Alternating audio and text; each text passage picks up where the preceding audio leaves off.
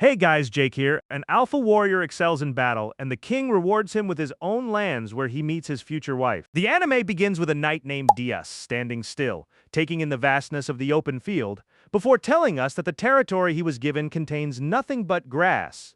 He mentions that about a month ago he was forced onto a carriage departing from the capital. As soon as they arrived, the driver asked him to get off. Through this we learn that Diaz is an orphan, and it was assumed that a desolate field would suit him perfectly. Who would even think that was a good idea? Anyway, before leaving, the driver hands him a map showing the boundaries of his territory along with the inventory granted to him by His Majesty. This grassland is called Nezros, and from this day forward the knight will be known as Diaz Nezros. With that, the carriage departs and Diaz wanders through his territory. He explains that His Majesty granted him this land as a reward for his service in the war, though he has no idea what he's actually supposed to do with it. He was simply sent here with his weapons, and his only assigned duties are to live there, protect his people, collect taxes, and hand them over to the king. After this, he goes to get water, and fortunately, the river water is clean, since during the war, he often had to drink muddy water. Despite walking quite a distance, he hasn't seen a single living creature, just endless grass that isn't even edible. Once night falls, he thinks about his options. If things don't improve, he plans to head to a village and find work that lets him help people, since that was his parents' final wish. He falls asleep this way, but at dawn he's woken up by someone pounding on his shelter,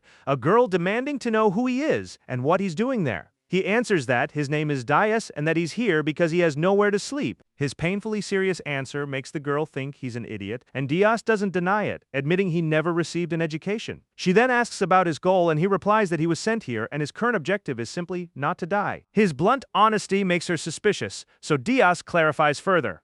He wants to fulfill his parents' dying wish and protect the weak.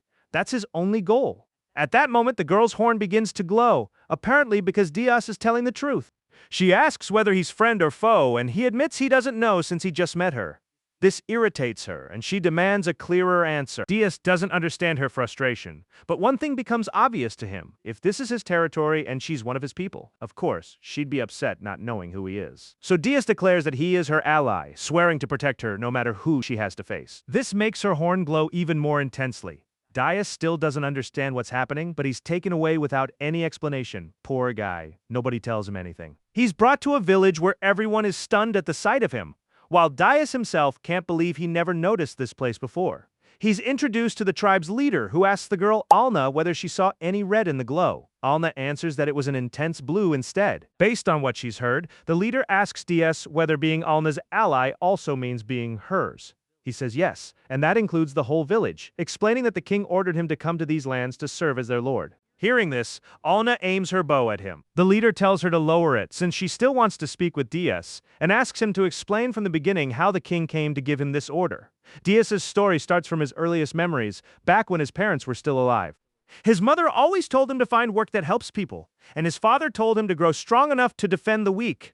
These were their final wishes since both died in an epidemic, leaving Diaz on his own at age 10. He banded together with other orphans, earning money by cleaning the city or hunting weak monsters. From then on, Diaz lived his life trying to fulfill that last wish. At 15, war broke out, and enemy soldiers quickly reached a neighboring town. Without hesitation, he enlisted to defend everyone, and it was only then that he discovered his talent for combat, winning battle after battle. The war ended 20 years later, and at age 35, His Majesty granted him this territory. Having heard his story, the elderly leader acknowledges that he seems genuinely willing to protect his people. But she poses another question. What would he do if someone wasn't part of his people? Would he still consider them an ally? Diaz answers that naturally they'd be neighbors sharing the same plains, so he would help them if they had problems. At that, the leader's horn begins to glow, and after nodding with a smile, Alna lowers her weapon. Confused by all this, Diaz asks why they even asked him that, since he assumed anyone living there was already his people.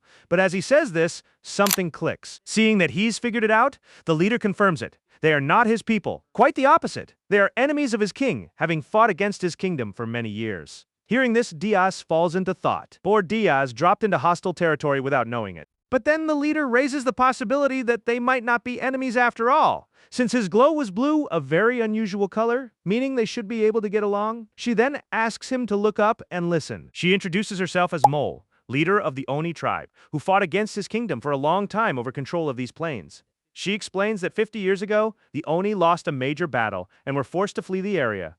Dias asks how they're still living there if they fled. Mole reveals that by accumulating mana in their horns, they can cast various spells, including a concealment spell that lets them hide the entire village and erase all trace of their presence. Dias realizes this is why he was unable to find them the day before, but then asks whether it's really safe to tell someone from the enemy kingdom all this. Mole makes clear she wouldn't have told him if he weren't blue. She then reveals the existence of a spell called Soul Assessment, which produces 3 possible colors. Red signals danger or hostility, white means harmless, and blue represents someone who brings blessings. If the person lies even a little, the glow turns murky and shifts toward red. But that never happened with Dias, not even once, which convinces her that he's an honest fool. It's an insult, sure, but a flattering one, and it's also surprising since she's never seen anyone else make it to his age while still following through on his parents' dying wish. Dias decides to take it as a compliment, though he isn't entirely sure that's what it was. Mole notes that she has in fact been complimenting him for a while now. Setting the jokes aside, she tells him she'll give him her full support to become a great feudal lord. She clarifies that her people won't be his subjects, but they will offer him shelter, food, and even some livestock. In exchange, she asks that he tell no one about the village's existence, especially not the king. Dias reassures her that he has nothing against them, and as long as they don't seek conflict with the kingdom, he has no problem with them living there. Mole then informs him that Alna will stay with him for a while to help him out, meaning they'll be living together while she teaches him how things work around here. Alna immediately starts protesting, asking what that's supposed to mean. Mole reminds her that she's the one who brought him here, so she needs to take responsibility. With no other option, Alna reluctantly agrees. We then see the two of them standing in front of his new house. Dias is stunned that the other Oni had already nearly finished building it by the time they arrived. Alna explains that whenever a threat capable of breaking through the concealment spell gets close, they take their houses apart and flee, which is why they live in structures called yurts. Once the house is finished, Dias and Alna sit down to talk, and she tells him food will be brought later, along with the BA. Confused. Dias asks what that last thing is, and Alna explains it's livestock. She adds that if he breeds the pairs and grows the herd, he'll have a steady source of income. Dias thanks her for the information, then asks if she could teach him how to grow his village. Alna's expression shifts, and she asks if he really thinks she'd know how to do that. She also questions why he'd even want subjects in his current state, since all he has is one yurt and food for himself. Visibly deflated, Dias is then handed a sack of matabi powder by Alna, a substance that, when scattered around an area, attracts monsters. And depending on how many he catches, he can earn another yurt. So we see our protagonist standing out in the middle of nowhere. Once there, he dumps out the entire sack and soon hears a stampede of buffalo-like beasts approaching without any fear. Dias raises his axe and starts cutting them down. Here we learn that his fighting style basically amounts to following his instincts and swinging his axe as hard as possible. After wiping out the stampede, he's disappointed that he only managed to catch about half the herd, but then realizes a bigger problem. He has no way to carry that many back at once. Later that afternoon, as he returns carrying one buffalo, he worries that Alna will scold him again for fighting recklessly without thinking about transportation. Yeah, he's kind of an idiot when he arrives. Alna is shocked that his very first hunt yielded a black gi. Dias tells her he actually killed far more than that, but had no way to bring them all back. Almost alarmed, she asks how many he killed, and he reveals it was somewhere between 30 and 40. A number that's almost unheard of. With this, Dias earns real respect from both Alna and the tribe's leader. Having proven his manliness, the men are called to go retrieve all the Gii Dias hunted, and this is the first time Alna refers to him by name. Dias asks the leader what exactly manliness means, and she explains it's a man's worth measured by his ability to work and provide. Dias understands somewhat, but asks what that has to do with Alna's good mood. The leader explains that, as an adult woman, it's only natural she'd be pleased by such displays of manliness. Dias then asks if that also makes him more attractive, even without looks or charm. The leader tells him that's nonsense. Beauty doesn't put food on the table. And honestly, what a statement. Anything unrelated to manliness holds no value to the women of the tribe. Since Alna is both beautiful and hardworking, the greatest gift she could offer would be to marry him. A nervous Dias replies that he has no such intentions. The next day, he wakes up to find that Alna made him breakfast. He compliments how delicious it is, which makes her blush, and he ends up blushing too out of reflex. Changing the subject, Alna asks what he plans to hunt today.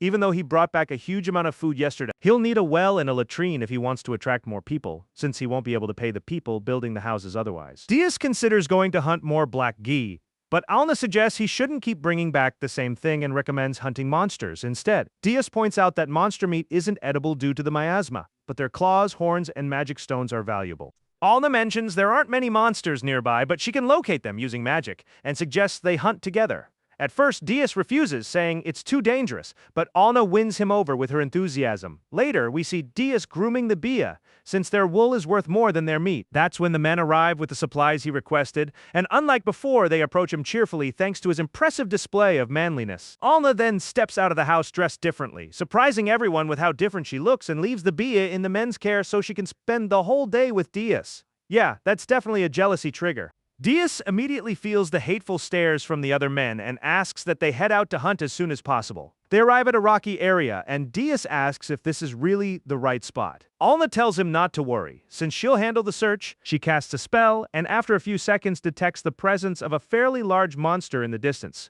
Worried for her safety, Diaz asks her to wait there while he goes to check it out. Alna reassures him, reminding him she can use concealment, and promises they'll flee together if it turns out to be too strong. Though hesitant, Diaz agrees when he reaches the monster. Alna is stunned to realize it's an earth dragon. Diaz, however, just sees it as an oversized turtle and goes to strike it. When he does, his weapon cracks, revealing just how tough its shell is. He goes for its head, but the creature retreats into its shell, protecting its weak points. From a distance, Alna screams at him to flee immediately, but Diaz refuses and climbs back onto the shell to keep attacking. After a long stretch of relentless strikes, his axe cracks further. But this isn't really a problem, since Diaz immediately repairs it. Alna is amazed by this.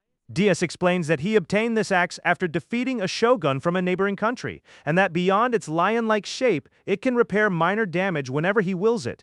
He keeps attacking the creature until he's fairly worn out. When he turns to check on Alna, he sees she's been affected by the monster's miasma. Worried for her safety, he considers heading back, so he delivers one final blow, and this time he actually manages to break through the shell. The dragon reveals itself and charges up a fireball, but Diaz stops it by slicing through part of its neck.